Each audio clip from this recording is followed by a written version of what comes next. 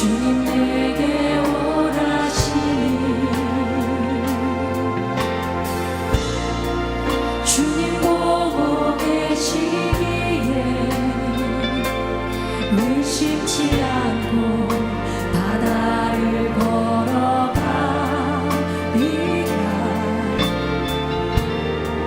주님 보고 계시기에 주님 여기 계시기에 주님 여기 계시기에 이 깊은 바다가 반석이 되고 주님 여기 계시기에 반석을 내가 걸어가리라.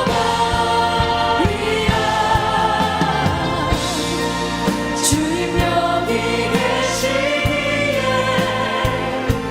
적어진 파도가 반석이 되고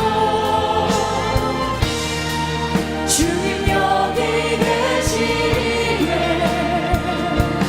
반석이 내가 걷습니다. 주님 여기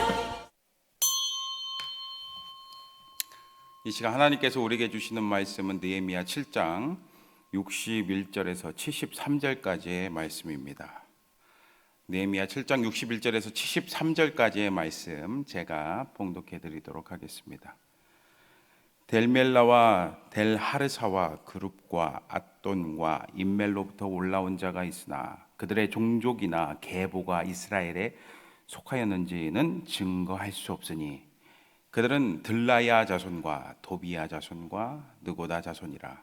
모두가 642명이요 제사장 중에는 호바야 자손과 학고스 자손과 바르실레 자손이니 바르실레는 길앗 사람 바르실레의 딸 중에 하나로 아내를 삼고 바르실레의 이름으로 불린 자라. 이 사람들은 계보 중에서 자기 이름을 찾아도 찾지 못하였으므로 그들을 부정하게 여겨 제사장의 직분을 행하지 못하게 하고 총독이 그들에게 명령하여 우림과 둠임을 가진 제사장이 일어나기 전에는 지성물을 먹지 말라 하였느니라. 온 회중의 합계는 42,360명이요 그 외에 노비가 7,337명이요 그들에게 노래하는 남녀가 245명이 있었고 말이 736마리요 노새가 245마리요 낙타가 435마리요 나귀가 6,720마리였느니라. 어떤 족장들은 역사를 위하여 보조하였고 총독은 금 1,000드라크마와 대접 50과 제사장의 의복 530벌을 보물 곳간에 드렸고 또 어떤 족장들은 금 2만 드라크마와 은 2,200마네를 역사 곳간에 드렸고 그 나머지 백성은 금 2만 드라크마와 은 2,000마네와 제사장의 의복 67벌을 드렸느니라. 이와 같이 제사장들과 레위 사람들과 문지기들과 노래하는 자들과 백성 몇 명과 느디님 사람들과 온 이스라엘 자손이 다 자기들의 성읍에 거주하였느니라. 아멘. 네, 할렐루야. 네, 오늘도 이렇게 영상으로 오후 예배 드리시는 여러분들 가운데 하나님의 크신 은혜가 가득 넘치기를 주님의 이름으로 축복합니다. 오늘은 거룩하기를 결단하라, 거룩하기를 결단하라 라는 제목으로 말씀 나누도록 하겠습니다. 주성의 전병호 이용이 그런데 아무리 기다려도 김성주는 없습니다. 안 불러요. 여러분 이처럼 어떤 중요한 순간에 아무리 기다려도 내 이름을 부르지 않는 경우가 있습니다. 내 이름을 부르지 않을 때가 있습니다. 내 이름이 빠져 있을 때가 있습니다. 여러분, 그럴 때가 어떻겠습니까? 우리는 당황합니다. 왜 내 이름은 없지? 왜 나는 안 부르지? 왜 내 이름은 없지? 근데 오늘 말씀을 보니까 이 비슷한 사건이 나옵니다. 느헤미야는 유대인들의 인구조사를 철저히 하며 그들의 명단을 확인합니다. 근데 그 명단 중에 보니까 자신의 이름이 빠진 사람들이 있었어요. 61절입니다. 델멜라와 델하르사와 그룹과 앗돈과 임멜로부터 올라온 자가 있으나 그들의 종족이나 계보가 이스라엘에 속하였는지는 증거할 수 없으니. 아멘. 여러분, 그 이유가 뭡니까? 그렇죠. 자신들의 조상들이 계보를 분실했거나 자기들이 그 이스라엘 혈통을 증거하지 못했기 때문입니다. 이스라엘 민족도요, 우리나라도 뭐를 중시합니까? 그렇죠. 피를 중시하죠. 이 혈통을 굉장히 중시하는 우리나라 민족 아닙니까? 근데 이스라엘 민족도 여러분 성경을 쭉 보시면 알겠지만 혈통을 굉장히 중시하는 민족이었어요. 근데 그 중에 현직 제사장도 섞여 있었습니다. 64절 65절을 보세요. 이 사람들은 계보 중에서 자기 이름을 찾아도 찾지 못하였으므로 그들을 부정하게 여겨 제사장의 직분을 행하지 못하게 하고 총독이 그들에게 명령하여 우림과 두밈을 가진 제사장이 일어나기 전에는 지성물을 먹지 말라 하였느니라. 아멘. 여러분, 이게 무슨 뜻입니까? 쉽게 말하면 지금까지 제사장 직분을 맡고 있는 사람들 이제 하지 말라는 거예요. 유보하라는 겁니다. 유보를 시키라는 겁니다. 왜냐하면 그들의 그 계보가 불분명했기 때문에요. 도대체 어떻게 된, 어디서 온 사람인지 증거가 없다는 거죠. 사실 느헤미야에게 있어서 이것은 쉬운 결정이었을까요? 아니었을까요? 이제 쉬운 결정은 아니었습니다. 사실 지금까지 제사장 직분을 잘 맡고 있었는데, 그리고 제사장 직분을 맡고 있으니까 그 특권이 있었는데 그 특권을 누리지 못하게 한다는 거예요. 그러면은 사람들이 당연히 반발이 있을 수도 있었습니다. 여러분, 이처럼 지도자의 위치에 있어서 가장 중요하고 빈번한 일 중에 하나가 바로 결정을 내리는 일입니다. 결정. 수없이 많은 일들을 결정하고 판단하고 선택하고 그리고 그 결정에 대한 책임을 져야 하는 그런 입장에 있는 거죠. 그런데 때때로 지도자로서 어떤 일을 감당함에 있어서 정말 사소한 그것을 잘못 판단해서 큰 화를 치르는 경우도 있습니다. 분명히 공정하다고 생각했는데 많은 사람들에게 질타와 원망과 불평을 받는 경우도 있기 때문에 지도자는 공정하고 현명하게 잘 판단을 해야 됩니다. 그래서 여러분, 어떤 결정을 내릴 때 뭐가 있어야 되겠습니까? 그렇죠. 분명한 원칙과 기준을 세워서 판단해야 합니다. 그렇다면 지도자로서 무언가를 판단하고 결정할 때 여러분 무슨 원칙이 여러분 있습니까? 오늘 말씀을 보면은 분명한 근거가 있어야 되겠죠. 느헤미야는 현직 제사장의 역할을 유보시키는 결정을 그저 자기 생각대로 자기의 감정에 따라서 자기의 뜻대로 내린 결정이 아니었습니다. 여러분 64절을 보세요. 이 사람들은 계보 중에서 자기 이름을 찾아도 찾지 못하였으므로 그들을 부정하게 여겨 제사장의 직분을 행하지 못하게 하고. 아멘. 작성된 그 명단에 따라 그 근거를 가지고 그 증거를 가지고 결정했어요. 물론 이 당사자 자기들 유보당한 그 사람들은 얼마나 섭섭하겠습니까? 그런데 이렇게 분명한 근거가 있다면은 다 수긍하겠죠. 인정할 수밖에 없었을 겁니다. 그런데 여러분 진짜 사실 느헤미야가 왜 그 명단에 없는 사람들의 제사장의 직분을 유보한지 여러분 아십니까? 여러분 이렇게 느헤미야는 어떤 결단을 할 때 분명한 근거를 가지고 판단을 하고 결정을 내렸지만 무엇보다 그의 분명한 원칙과 기준이 있었어요. 그것은 무엇입니까? 무엇입니까? 그렇죠. 하나님의 뜻이에요. 하나님의 말씀입니다. 하나님의 말씀을 기준으로 삼아서 거룩을 지키기 위해서 사람들의 반발이 있을 수 있는데도 불구하고 그것을 두려워하지 않고 과감하게 거룩하기를 결정한 겁니다. 여러분 그렇습니다. 느헤미야는 하나님의 뜻에 따라서 거룩을 지키기를 원했습니다.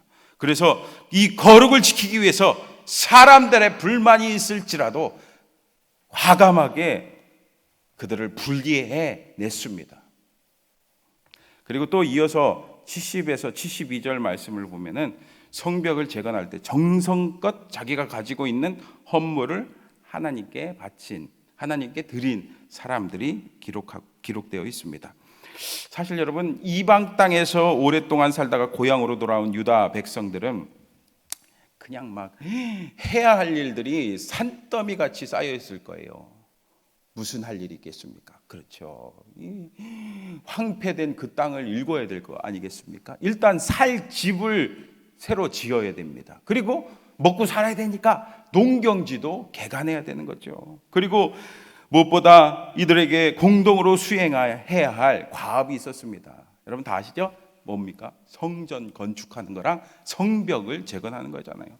그래서 이 모든 일을 하기 위해서 성전 건축을 위한 경비를 충당해야 했습니다. 근데 백성들이 자발적으로 예물을 드립니다. 하지만 백성들 중에는 예물을 드린 자들이 있었지만 또 그렇지 않은 자들도 있었습니다. 여러분, 우리는 하나님의 일을 진행하는 데 있어서 물질이 필요하다는 사실을 분명히 알아야 됩니다. 그렇죠? 여러분, 교회도 여전히, 우리도 여전히 어디에 속해 있어요? 네, 여전히 이 세상에 속해 있기 때문에 우리 교회가 하나님의 사역을 감당하기 위해서는 물질이 필요합니다. 여러분 그렇죠? 우리가 복음 전하는 거, 선교하는 거, 또 구제, 어려운 사람 도와주는 거, 구제하는 거, 그리고 또 우리가 이렇게 예배 드리는 거, 여러분 이렇게 전기가 이렇게 있어갖고 이게 불이 들어오는 거 아닙니까? 그리고 전기가 있어서 여러분 지금 교회에서 이렇게 영상 찍고 있는 거 여러분 보고 계신 거 아니겠습니까? 근데 거기에 다 뭐가 필요해요? 그렇죠? 재정이 필요한 겁니다. 물질이 필요한 겁니다. 여러분 이렇게 하나님 나라를 위해서, 하나님의 사역을 위해서 물질이 필요합니다. 근데 여러분 다 아시겠지만 하나님께서 억지로 하라고 하십니까? 니네 물질 안 바치면은 벌 받아. 니네 물질 안 받으면은 막 벼락이 떨어져. 막 억지로 막 그렇게 하십니까? 아닙니다. 하나님께서는 자발적으로 오늘도 감사함으로 스스로 기쁘게 하나님께 드리는 자, 그 자를 찾으신 줄 아시기 바랍니다. 그러므로 여러분, 우리는 하나님의 사역이 시작되고 완성되어가는 모든 일에 기쁨으로 참여하고 쓰임받는 우리가 되어야 될 줄 믿습니다. 여러분 기쁘게 헌신하시기 바랍니다. 70에서 72절 보세요. 어떤 족장들은 역사를 위하여 보좌였고 총독은 금천 드라크마와 대접 50과 제사장의 의복 530벌을 보물 곳간에 드렸고 또 어떤 족장들은 금 2만 드라크마와 은 2200만회를 역사 곳간에 드렸고 그 나머지 백성은 금 2만 드라크마와 은 2000만회와 제사장의 의복 67벌을 드렸느니라. 아멘. 여러분 여기서 금 2만 드라크마는 약 170kg이 넘는 양입니다. 여러분 별로 안 놀라시네요. 금이 170kg이래요. 엄청나죠?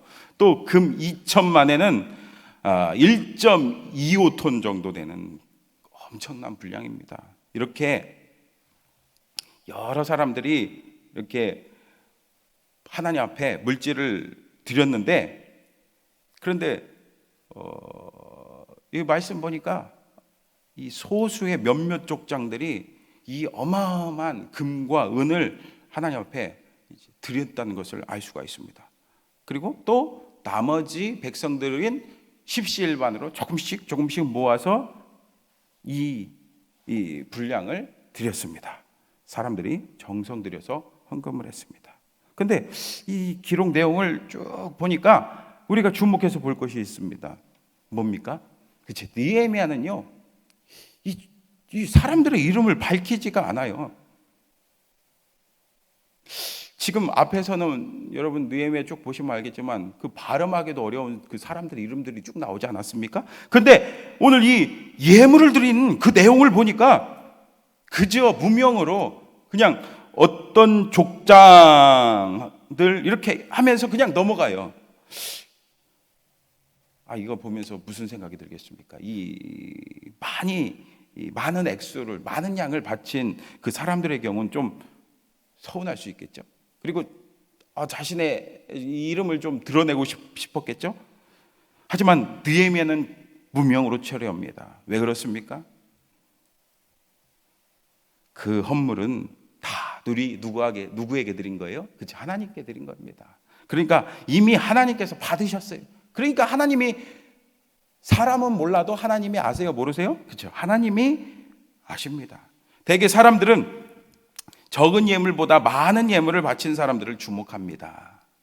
그리고 그 예물을 드린 사람을 칭찬하고 찬사를 보냅니다. 하지만 하나님께서는 액수보다 뭘 더 원하시겠어요?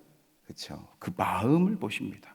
여러분 잘 아시다시피 가난한 과부의 그 동전 두 잎을 더 귀하게 보셨던 그 주님은 언제나 우리 마음의 중심, 우리의 마음의 중심을 살피십니다. 근데 만약에 느헤미야가 이름을 전부 이렇게 일일이 기록했다면 어떻게 되겠습니까? 사람들에게 알려줄 수는 있습니다. 물론 알려진 그 사람들은 기분이 좋을 수 있겠죠. 이런 거죠. 홍길동 2억,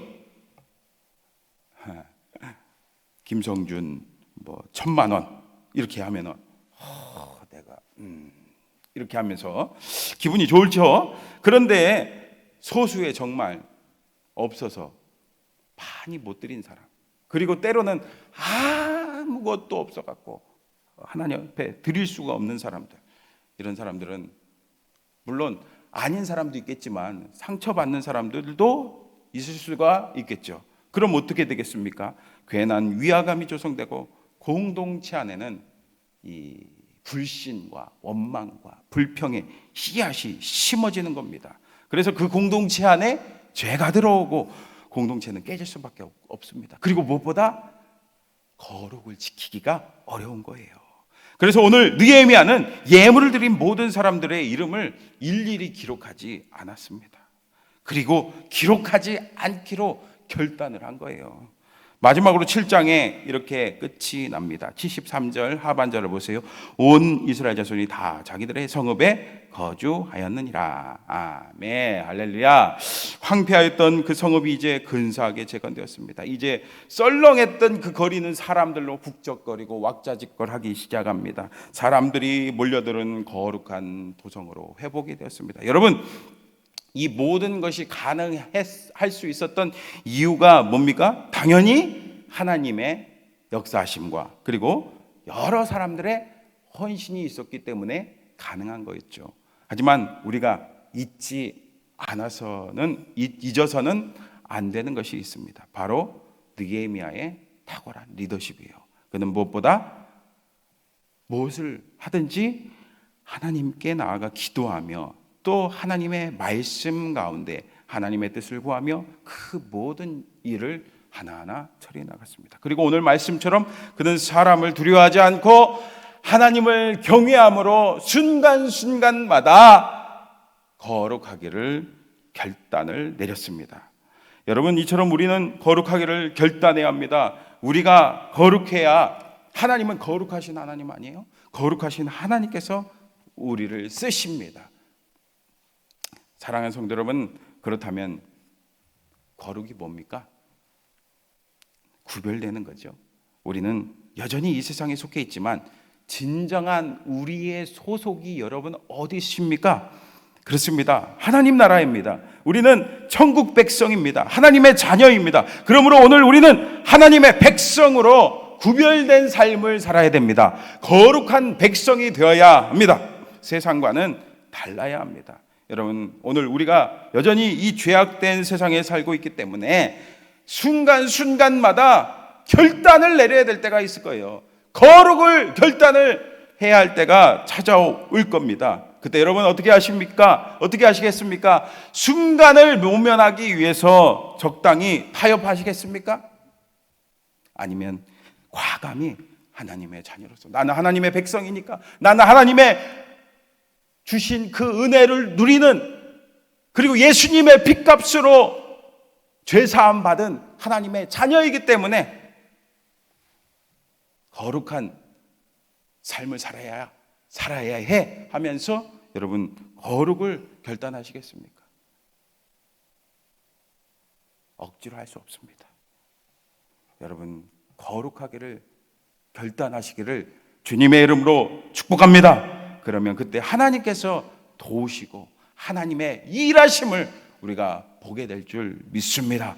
그래서 여러분을 통해서 하나님이 기뻐하시고 또 여러분을 통해서 영광 받으실 줄 믿습니다. 기도하겠습니다. 사랑과 은혜가 많으신 하나님 아버지, 오늘 우리 죄악에서 건져주시고 또 하나님의 거룩한 자녀 삼아주심 감사합니다.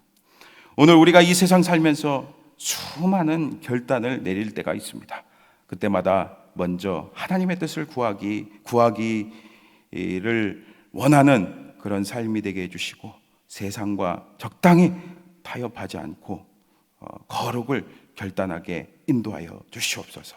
그것을 통해서 하나님 영광 받으시고 날마다 승리로 인도하여 주실 줄 믿습니다.